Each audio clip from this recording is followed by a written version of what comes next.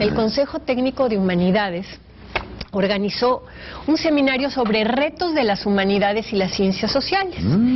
La primer mesa fue sobre políticas de Estado en humanidades y ciencias sociales y inició con Guillermo Hurtado, que es un filósofo. Él es investigador del Instituto de Investigaciones Filosóficas, fue director del instituto, ahora ya terminó su periodo, ¿no? Y él dio una información que a mí me pareció muy impresionante, y luego además conseguí su libro, que les traigo de regalo el día de hoy, pues, ¿no? Y él habla de que no hay una política de Estado para las humanidades y las ciencias sociales.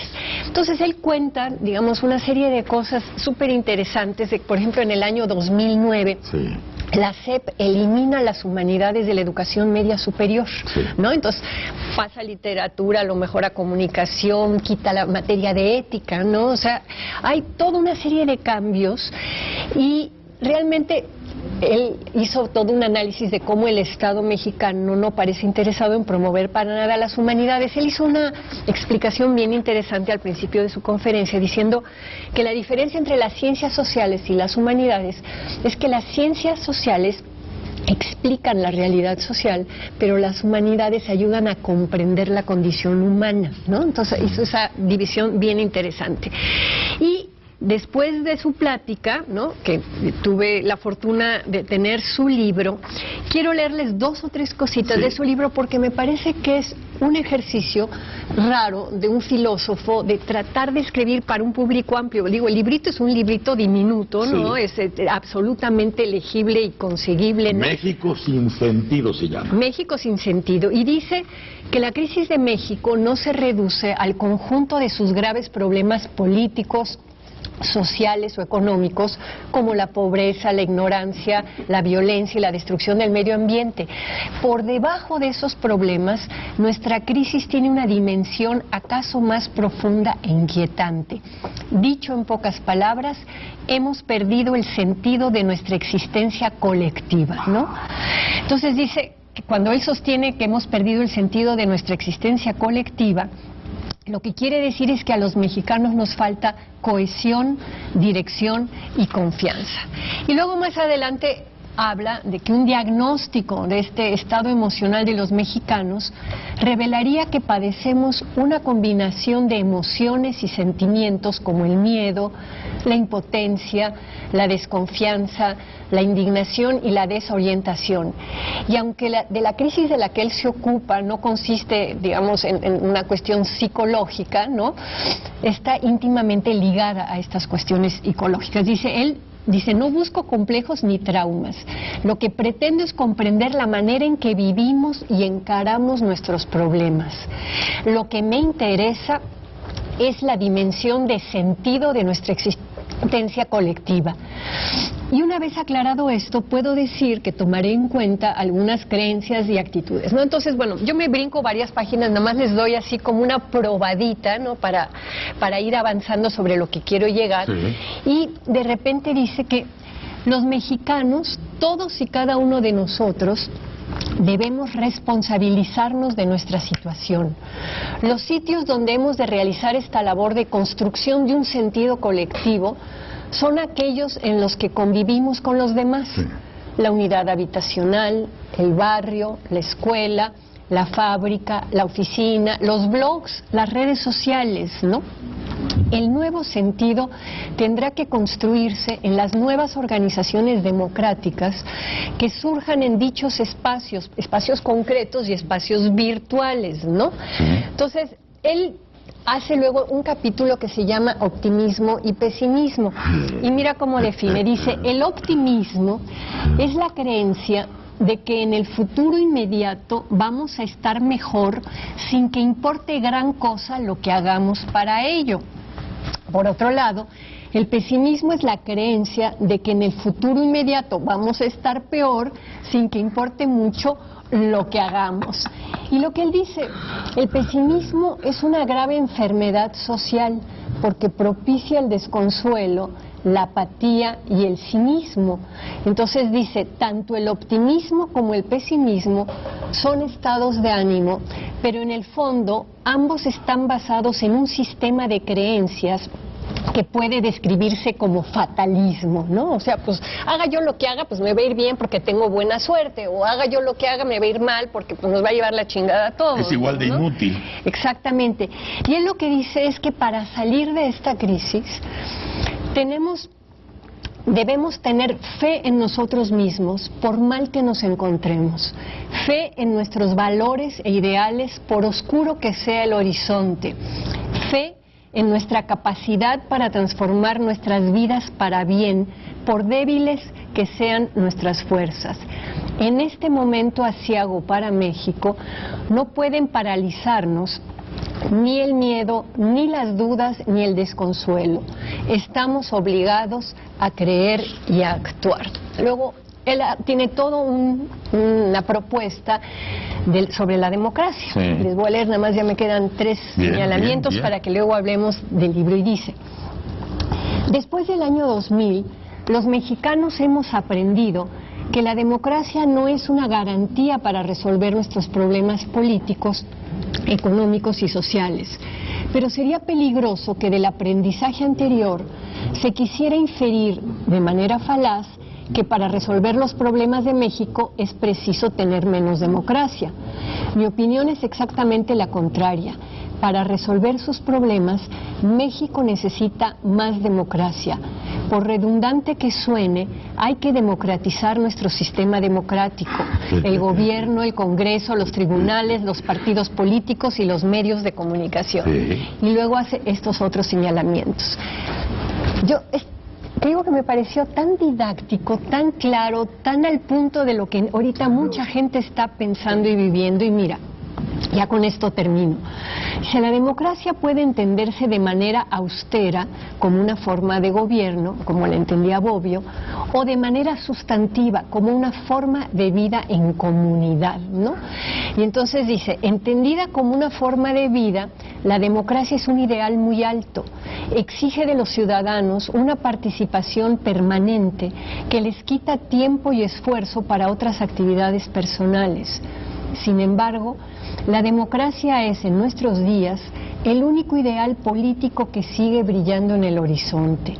Creer en la democracia es creer en la realización de la libertad, creer en la capacidad del ser humano, de cualquier ser humano, para colaborar con las demás de manera pacífica en la construcción de un mundo mejor. Estos eran, digamos, los flashazos que traían, ¿no? Pero es el punto. Es el punto. Es un libro precioso, verdaderamente se los recomiendo, ¿no? Además es ligerito, sí. Está claro. Pero mira, de dónde empezaste y a dónde nos llevaste a través del libro, que es tan pequeño. O sea, ¿cómo quitar de las clases la posibilidad de aprender a leer la condición humana? Claro, a comprender. A comprender. La filosofía, la ética, la literatura, todo lo que son quitarla como si fuera un estorbo, como si no sirviera para nada.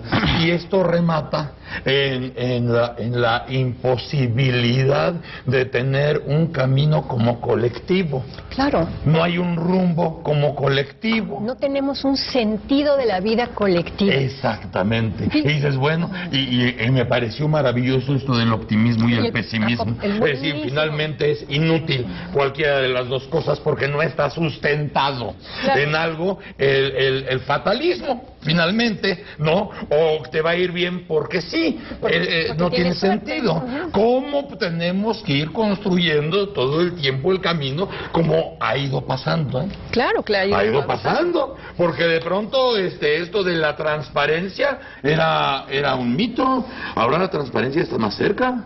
Sí. Ahora la cuestión de la apertura en medios, por ejemplo, era un mito. Ahora tiene que empezar a abrir ese nicho que estaba como cerrado por siempre jamás. Pues no estaba cerrado por siempre jamás. Y esto empieza a darle sentido al colectivo. Y la participación ciudadana es fundamental, ¿no? Entonces, a mí me pareció, fíjate que este es un doctor en filosofía, pero hace cosas muy ingeniosas. Cuando empezó a reflexionar sobre la política de Estado, o la ausencia de política de Estado para las humanidades, dijo, voy a ver, tenemos una ley, la ley, digamos, que hace el CONACYT, que es una ley sobre la ciencia y la tecnología en México, se metió en Internet. Ya ves que ahora en las computadoras tú puedes poner una función que te da el número de palabras. Bueno, resulta que tiene la ley 17.552 palabras. ¿Saben cuántas veces aparece la palabra humanidades? Una vez en la ley, en donde dice ciencias y humanidades, una vez en uno de los artículos. O sea, no hay verdaderamente un interés, una reflexión, una preocupación y sobre todo una comprensión de cómo son importantes las humanidades para esta comprensión de la vida colectiva y para este sentido. Bueno, es que también ya acabó el tiempo donde era muy pertinente para la cuestión del poder tener a la gente en ignorancia y dividida. Era muy útil y funcionó por mucho tiempo y parecía que era el pirámide de la cuestión del poder, pero se acabó. Sí, además ya no opera. No opera, y además ahora te puedes brincar las trancas porque con toda la nueva tecnología tienes acceso a la información. ¿Sabes dónde me di cuenta ahorita de lo que decías del sentido colectivo? Va a parecer esto muy frívolo, pero así lo vi yo. Con lo del Bicentenario, que también nombra aquí. Aquí, que él trae, ya esa parte no le entré con por, lo de por cuestión de tiempo, ¿sí? Lo que vivimos, acabó todo en una estela de la corrupción. Ahí acabó, es el colofón. Y cuando vi el programa especial que lo comentamos, el del jubileo de la reina, es así de frívolo. Sí. Pero ves el asunto del jubileo de la reina en la Gran Bretaña y encuentras el sentido colectivo a propósito de una señora que lleva 60 años con la corona puesta, nada más. Claro, fíjate. Nada más. Y ves el sentido colectivo con la música, con la risa, con la presencia. Pero tiene sentido. Sí. Él se ocupa en este libro, en la parte final se llama Meditación sobre el Bicentenario, y dice cómo fue una conmemoración sin sentido, que no recuperó qué significaron esos hechos de la independencia, de la revolución en nuestro país y para dónde vamos. O sea, qué fue 1810, qué fue 1910 y qué fue el 2010, ¿no? Y es interesantísima su meditación sobre el Bicentenario. Yo ya no quise ahorita meterme porque me parecía que de cara a nuestro próximo 1 de julio que vamos a salir a votar, el tema de la participación es muy importante. Yo he encontrado personas que por ahí dicen pues que les da flojera y que no les gusta ninguno de los candidatos. Le digo, aunque no te gusten, tienes que ir y votar por uno, hacer un análisis de los programas, de lo que ha sido la trayectoria de estos personajes. Exacto. Y para que haya una decisión colectiva y otros no tomen la decisión por ti, no voten por ti. Entonces, como todo esto está unido, esta falta de sentido colectivo que hace que tengamos los horrores de los asesinatos, de la desaparición de los periodistas, de los narcos. ¿Por qué está pasando tanto horror y tanto desgarro en nuestro país y tanta violencia? También por esta falta de sentido colectivo.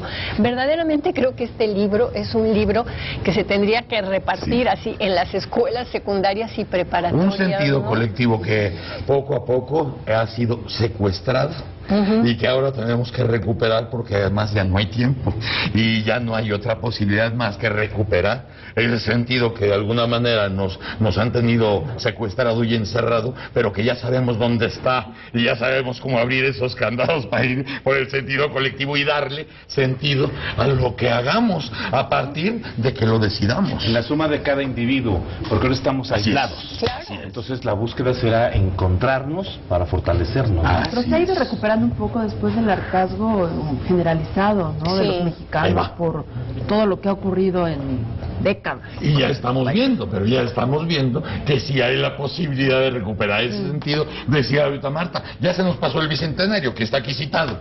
Vienen las elecciones. Claro, vienen las elecciones. Ya pasó eso y pasó mal, ¿eh? Sí. Pasó mal. Ahora viene esto, hagámoslo bien. y encarguémonos todos, como dice usted, sumando todos, claro, de que tenga un sentido y que todo ese sentido vaya a la colectividad. Debe ser claro. Y tenemos catolicada, ¿no? Tenemos catolicada. ¿Hoy de qué tenemos catolicada? Yo no la he visto, pues acabo de llegar de Buenos Aires, pero... Es cierto, sorpresa. disculpa, nena. Sí. Disculpa. Sí. Es el gol. Ah. Es el gol, es la catolicada de hoy, de las católicas por el derecho a decidir, que nos regalan en esta ocasión vía Marta, la catolicada de hoy que a la gente le ha gustado. Es la número 10 y la vamos a estrenar con ustedes. Gracias, Marta. Gracias a ti. Vamos a